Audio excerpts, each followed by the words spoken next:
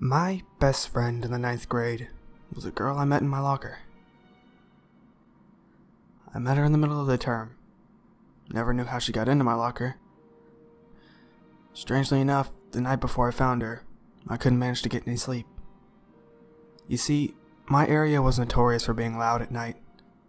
Disco parties, car alarms going off, that sort of thing.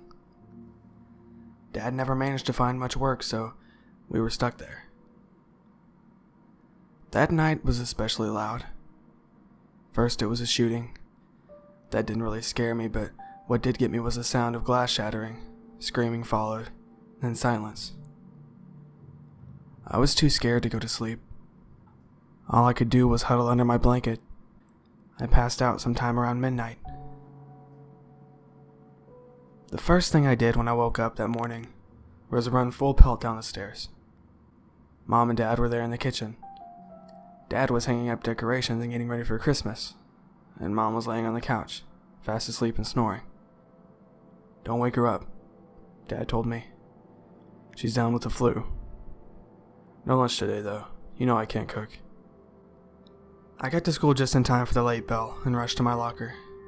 It was tiny, about the size of a torso. Fumbling with the key, I struggled to unlock it. The lock was old and rusty. But finally I got it open and swung it wide open. She was crammed into the locker. Her neck looked broken.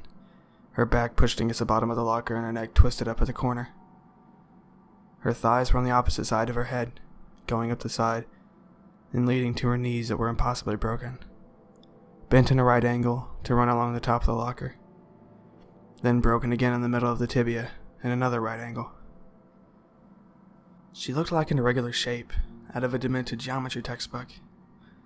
It made me sick to my stomach to look at her deformed, crippled shape. What surprised me more is that she was alive. Stiffly, she turned her head to face me and blinked. "Hello?" I looked behind me. Dozens of students passed. None of them seemed to care. I looked back at the locker. Her eyes were still on me expectantly. Her skin was bleached. Her hair was a solid black, like her eyes. "Do you need help?" "No. I'm not the one who does." The minutes ticked by as we stared at each other in a deadlock. "My name's Peter." She just stared at me. I struggled to think of anything to say about me. I struggled to latch on to any memory. My mind had become a haze. I couldn't focus. Usually, I was good at coping under stress. I said the only thing I could think of. "I have a geography test next lesson that I didn't study for." Still staring. You look nice." She did. Despite having been broken and battered and crammed into my locker, her face was still beautiful. A smile slowly crept on it. "Is it okay if I gestured to the locker. "No matter." The smile disappeared from her face. I closed the door just as the first bell for lesson rang. I did my geography test blindly. I didn't know a single answer. I didn't go to my locker for the rest of the day either. I didn't want to see her. I couldn't keep any books there anyway. My mind was too hazy to remember anything but the present moment. The next day, Dad was still preparing Christmas decorations. Mom was still sick. Dad said if her cold kept up, we might have to take her to the doctor. Before the first bell, I went to my locker once again. Slowly tried to insert the key into the lock. It was like trying to fit thread through a needle. Gingerly, I swung open the door. She was still there. "Hello?" I tried to ask her questions. Each time I did, she just looked at me, like I was speaking some other language. She looked confused, like her mind was as hazy as mine. But she was smiling. Not that it was really noticeable, but a slight joy seemed to play on her lips. In the end, I said goodbye. closed the door, and went on my way. I aced the test. After break rolled around, I went back to my locker. No one was around. That was alright though. Some people started giving me funny looks as I spoke to her before lessons. "Did you do that?" Her smile grew wider. She nodded vigorously, to the extent that her broken, twisted neck would allow. That was the beginning. I'd ask her for small favors, tests and whatnot. No matter what I wrote down on the paper, even outright silly gibberish, it came back replaced with a perfect answer. She liked talking about me. It made her happy, I guess, to know someone outside of her tiny space.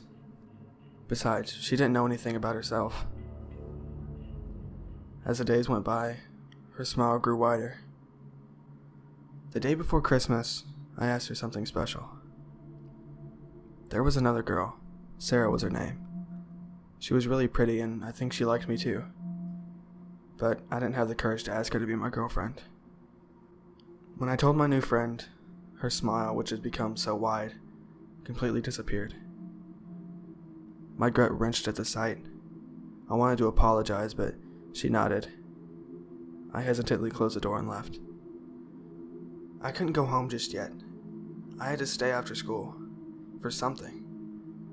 I couldn't quite remember what. Maybe it was homework? Did I have detention? No, that couldn't be it. I was an obedient student. My memory started to struggle as well. That afternoon turned into an indecipherable mess in my head.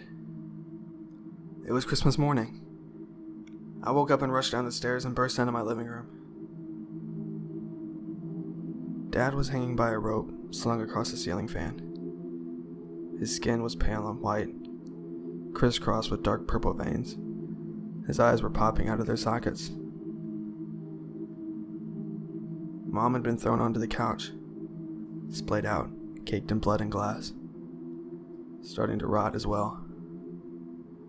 The stench of decay invaded my nostrils, overloading my head. Neurons that were never meant to fire did.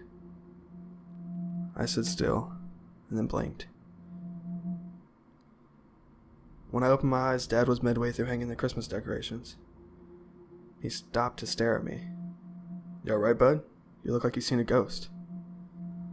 My eyes started to mom, asleep, snoring. My repressed breath slid through my gaping lips. "I'm sorry, sport. Old Nick didn't stop by yet. I have to finish up the decorations, see? He'll stop by once you get home." I went to school, dismissing what I saw.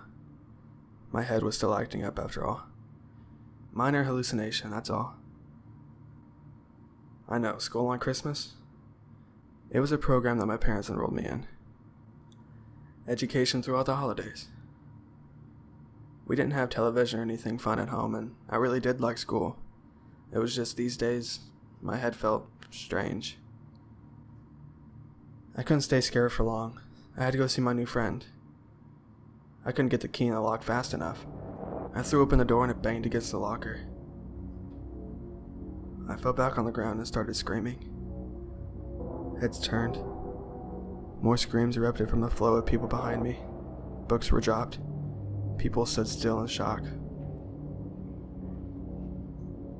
Her neck crooked around the corner, tibia broken, back against the bottom of the locker.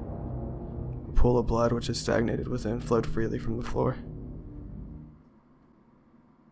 It was Sarah.